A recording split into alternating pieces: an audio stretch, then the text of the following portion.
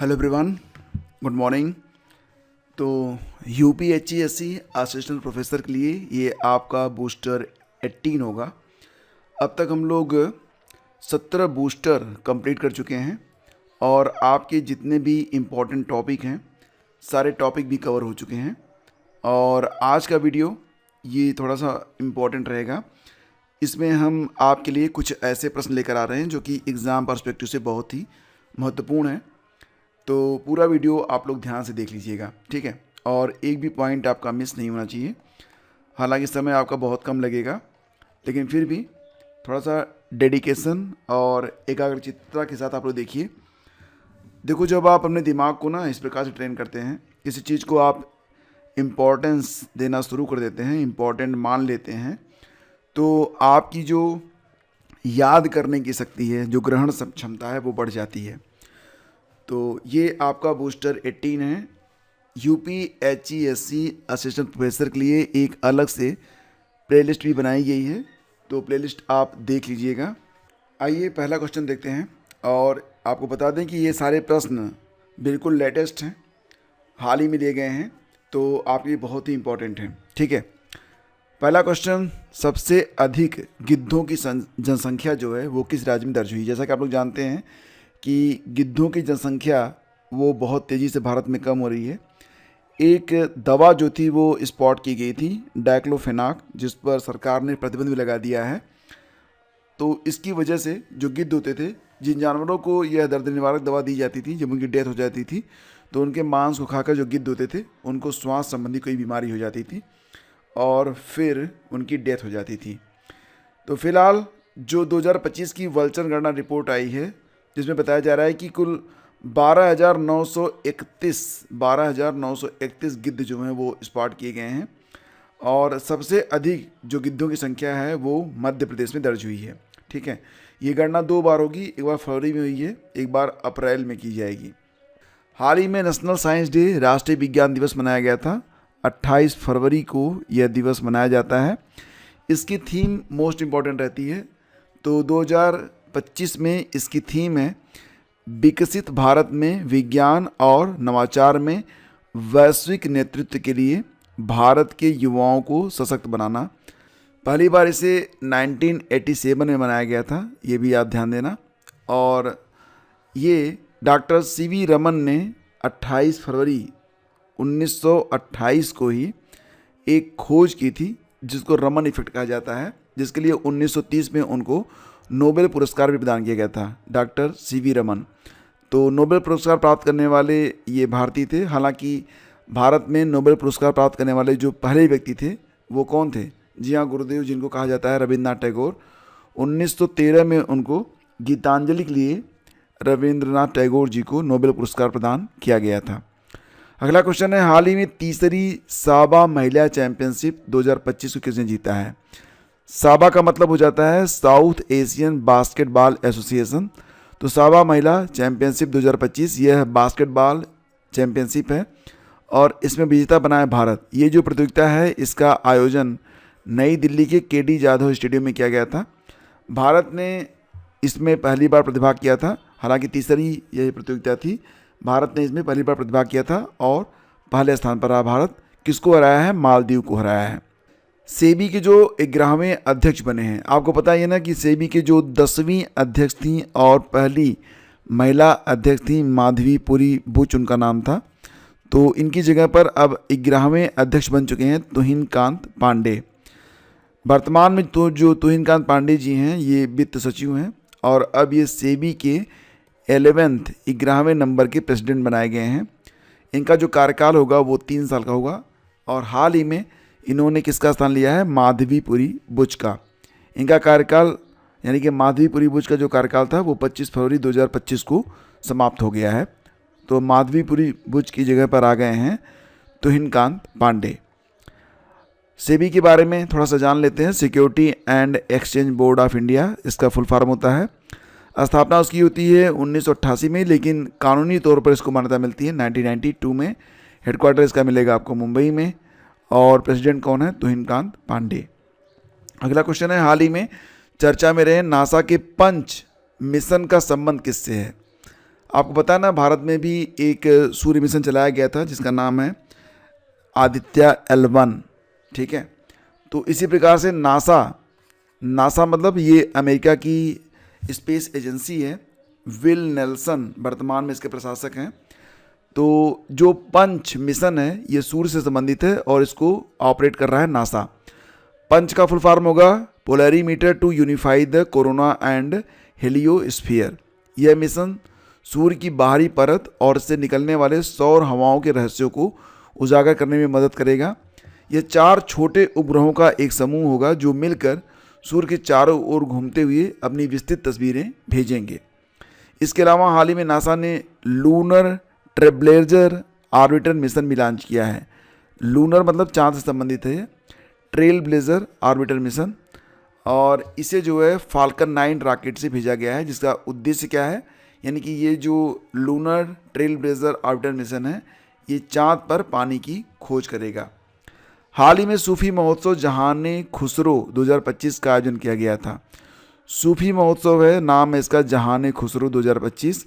तो इसका आयोजन नई दिल्ली में किया गया था। जहान खुसरो ये सूफी संगीत, कविता और डांस यानी कि नृत्य को समर्पित एक अंतर्राष्ट्रीय महोत्सव है। यह महोत्सव रूमी फाउंडेशन द्वारा आयोजित किया जाता है और इस महोत्सव को 2001 में प्रसिद्ध फिल्म निर्माता और कलाकार मुजफ्फर अली ने स्टार्ट किया था। मुजफ्फर अली ने हाल ही में इंडियन एयरफोर्स द्वारा डेजर्ट हंट युद्धाभ्यास, ध्यान देना ये जो युद्धाभ्यास है डेजर्ट हंट, तो इसको इंडियन एयरफोर्स ने ऑर्गेनाइज किया है। कहाँ पर? वहीं पर होगा जहाँ पर डेजर्ट होगा, यानी कि राजस्थान के जोधपुर में। कब से कब तक? 24 से लेकर 28 फरवरी तक वायु सैन्य स्टेशन जोधपुर में इसका आयोजन किया गया था। आयोजन किया गया है इंडियन एयर फोर्स के द्वारा। हाल ही में लॉन्च आत्मकथा जिसका नाम है दिया सलाई। तो पूछ रहे हैं कि ये जो दिया सलाई नामक आत्मकथा है ये किसकी आत्मकथा है? तो कैलाश सत्यार्थी की आत्मकथा है। कैलाश सत्यार्थी ये बचपन बचाओ नामक भारत में एक NGO चलाते हैं और 2014 में इनको शांति पीस का नोबेल पुरस्कार भी दिया गया था, जिसमें इनकी भागीदार रही थी मलाला यूसुफजई, जो कि एक मानवाधिकार कार्यकर्ता हैं, पाकिस्तान की हैं, ठीक है। हाल ही में पुरानी भारतीय समुद्री निर्माण तकनीक से निर्मित सिला हुआ जहाज कहाँ पर लॉन्च किया गया है? तो गोवा में। मतलब पुराने ज़माने में जो काठ और बाकी प्राकृतिक चीज़ों से जहाज़ बनाए जाते थे, बिल्कुल उसी प्रकार से ये जहाज़ बनाया गया है। तो ये जहाज़ कहाँ पर बना है? गोवा में बना है, ठीक है। तो आप यहाँ देख सकते हैं ये बिल्कुल पुरानी परंपरा के मुताबिक एक जहाज़ बनाया गया है। गोवा में 26 फरवरी को एडमिरल KM रामकृष्णन द्वारा प्राचीन सिले जहाज़ का शुभारंभ किया गया है। ये जहाज़ लकड़ी, नारियल की रस्सी और प्राकृतिक रेजिन से बनी हुई है। हाल ही में F1 एकेडमी के ड्राइवर प्रोग्राम के लिए चुनी जाने वाली पहली भारतीय महिला कौन बनी है? देखो F1 एकेडमी के ड्राइवर प्रोग्राम में चुनी गई हैं अतिका मीर। ये मात्र 10 साल की हैं और कहाँ से हैं? तो ये जम्मू और कश्मीर से हैं। अतिका मीर इस प्रोग्राम में शामिल होने वाली पहली भारतीय और एशियाई कार्टिंग रेसर हैं। वे यूरोप और पश्चिम एशिया में होने वाले champions of the future academy programme championship में F1 एकेडमी का प्रतिनिधित्व करेंगी। तो ये हैं अतिका मीर, कहाँ से हैं? जम्मू और कश्मीर से। उम्र कितनी है? 10 साल। और हाल ही में इनको F1 एकेडमी के ड्राइवर प्रोग्राम के लिए चुना गया है। अगला क्वेश्चन है, हाल ही में किसने अंग्रेजी को आधिकारिक भाषा की मान्यता मिल गई है अमेरिका में? तो अभी तक अमेरिका की कोई ऑफिशियल लैंग्वेज नहीं थी, आधिकारिक भाषा नहीं थी। अब अमेरिका ने कहा है कि हमारी जो ऑफिशियल लैंग्वेज है वो अंग्रेजी होगी। अभी कुछ दिन पहले आपको याद होगा, लगभग 5-7 महीने पहले अमेरिका का राष्ट्रीय पक्षी बोल्ड ईगल को घोषित किया गया था। अब मैंने आपको बताया था कि भारत का एक मिशन है आदित्य L1 जिसे इसरो ने लॉन्च किया था। तो प्रश्न ये बनेगा कि हाल ही में किस उपग्रह ने सोलर फ्लेयर कर्नेल की पहली तस्वीर ली है? सोलर फ्लेयर कर्नेल की पहली तस्वीर ली है किसने? आदित्य L1 ने, ठीक है। तो आदित्य L1 मिशन को 2 सितंबर 2023 को PSLV C-15 रॉकेट से लॉन्च किया गया था। कई बार ये रॉकेट का नाम एग्जाम में पूछ लेता है कि जो आदित्य मिशन था, आदित्य मिशन L1, इसको किस रॉकेट से लॉन्च किया गया था? तो PSLV C-57 C-57 से।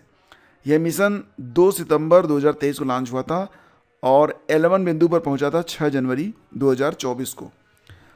आदित्य L1 मिशन सूर्य का अध्ययन करने वाला भारत का पहला अंतरिक्ष आधारित मिशन है।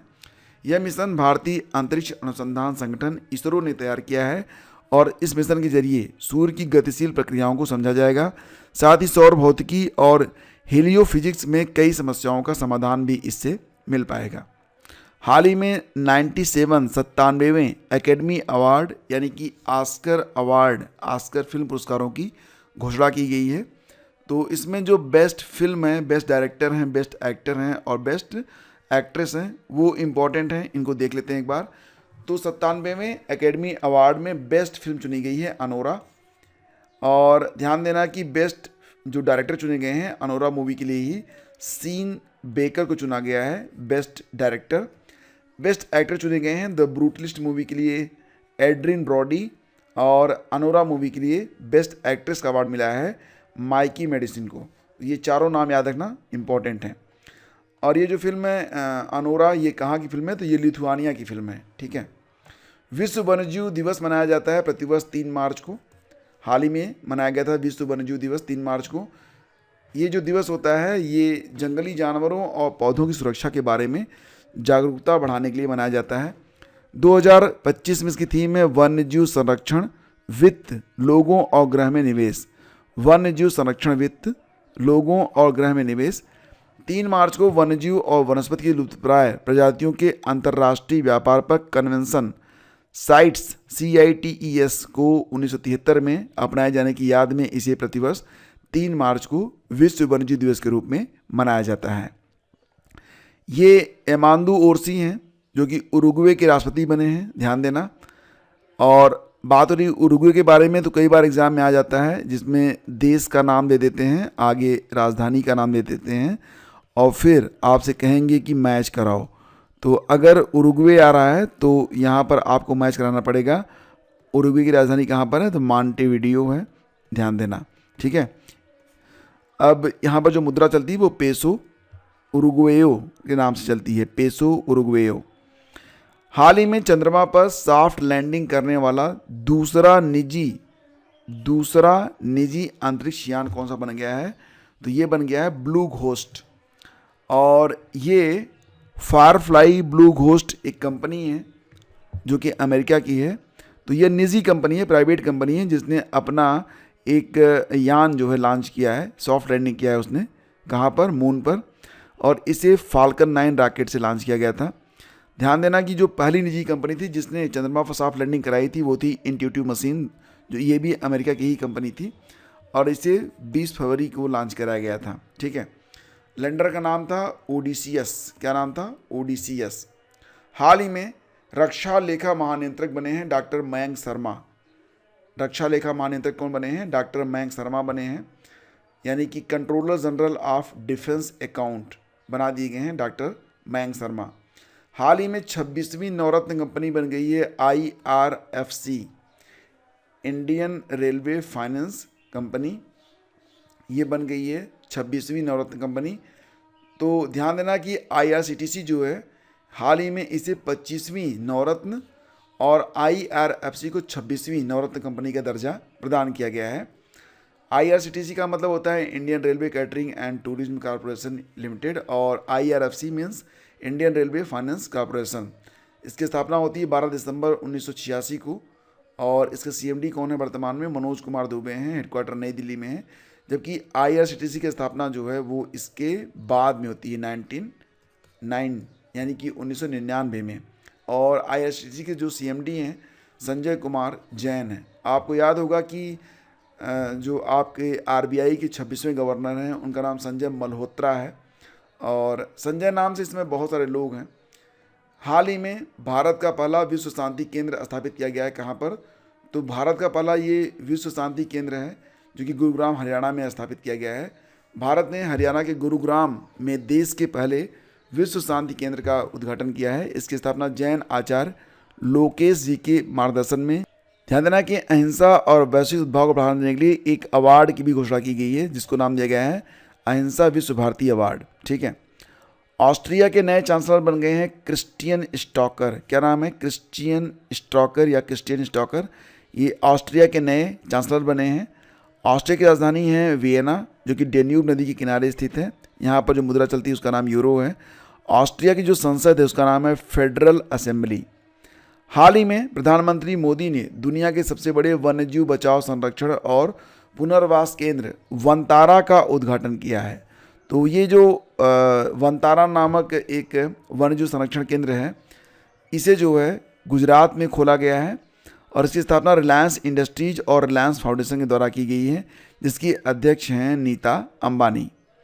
और विश्व श्रवण दिवस हाल ही में मनाया गया 3 मार्च को। 3 मार्च को जिस दिन विश्व वन्यजीव दिवस मनाया जाता है, उसी दिन विश्व श्रवण दिवस भी मनाया गया। और विश्व श्रवण दिवस की पहली बार शुरुआत हुई थी 2007 में। हाल ही में जलवायु बजट पर ध्यान केंद्रित करने वाला पहला शहरी निकाय बन गया है अहमदाबाद। ध्यान देना, जलवायु बजट पर ध्यान केंद्रित करने वाला पहला शहरी निकाय बना है अहमदाबाद। और मार्च में संपन्न डॉल्फिन गणना के अनुसार सर्वाधिक डॉल्फिन की संख्या कहाँ पर है? तो यूपी में। यूपी में डॉल्फिन, जिसको सूस भी कहते हैं, सूस की संख्या जो है वो सर्वाधिक है। 3 मार्च प्रधानमंत्री नरेंद्र मोदी ने राष्ट्रीय वन्यजीव बोर्ड की 7वीं बैठक की अध्यक्षता की है और 3 मार्च को डॉल्फिन अनुमान रिपोर्ट भी जारी किया गया है। फिलहाल देश में कुल जो डॉल्फिनों की संख्या है इस रिपोर्ट के मुताबिक वो 6327 है, जिसमें सबसे ज़्यादा पाई जाती हैं यूपी और बिहार में। पहले स्थान पर यूपी है, दूसरा स्थान बिहार का है। भारतीय वायुसेना की जगुआर स्क्वाड्रन की पहली महिला पायलट बन गई हैं तनुष्का सिंह। ये कहाँ से हैं? तो ये लखनऊ से हैं। और मैंने आपको पढ़ाया था पहले भी कि प्रित्जकर आर्किटेक्चर पुरस्कार 2025, प्रित्जकर आर्किटेक्चर पुरस्कार 2025, जिसको आर्किटेक्चर का नोबेल प्राइज भी कहा जाता है। तो 2025 में ये जो पुरस्कार है ये चीन के लियूज याकुन को मिला है, जबकि 2024 में ये पुरस्कार जापान के एक व्यक्ति थे जिनका नाम है रिकेन यामामोटो, उनको प्रदान किया गया था। ठीक है। और पहली बार प्रित्जकर पुरस्कार जो थे 1979 में दिए गए थे, फिलिप जॉनसन जो कि अमेरिका के थे उनको दिया गया था। ठीक है। मार्च 2025 में अचंता शरद कमल, ध्यान देना, अचंता शरद कमल ने रिटायरमेंट की घोषणा कर दी है। ये एक जाने माने टेबल टेनिस खिलाड़ी हैं जिनको 2022 में खेल रत्न पुरस्कार भी प्रदान किया गया था। पद्मश्री 2019 में पाए थे ये, और अर्जुन अवार्ड तो 2004 में ही पाए गए थे। तो इनकी उम्र काफ़ी ज़्यादा थी, 45-46 साल से ज़्यादा के होंगे। तो अब इन्होंने रिटायरमेंट की घोषणा कर दी है। अचंता शरद कमल। EY entrepreneur of the year 2024 India award से सम्मानित किया गया है नितिन कामत को। नितिन कामत कौन है? ऑनलाइन स्टॉक ब्रोकिंग कंपनी है जीरोधा लिमिटेड के संस्थापक और CEO हैं नितिन कामत। इनको EY entrepreneur of the year 2024 India पुरस्कार प्रदान किया गया है। ये पुरस्कार दिया गया है पर्यावरण मंत्री भूपेंद्र यादव जी के द्वारा। अब आपके लिए एक प्रश्न होगा, ये सेशन यहीं पे समाप्त करते हैं। प्रश्न ये है कि एमांजू ओरसी किस देश के राष्ट्रपति बने हैं? मैंने अभी आपको पढ़ाया था। आपके विकल्प हैं चीन, उरुग्वे, जापान और पेरू। फटाफट आप कमेंट करिए, और अगर आप ग्रुप से जुड़ना चाहते हैं तो डिटेल आपको डिस्क्रिप्शन में दे दिया गया है, आप उसको पढ़ लीजिए और ज्वाइन कर लीजिए। शेष अगले वीडियो में। Thank you.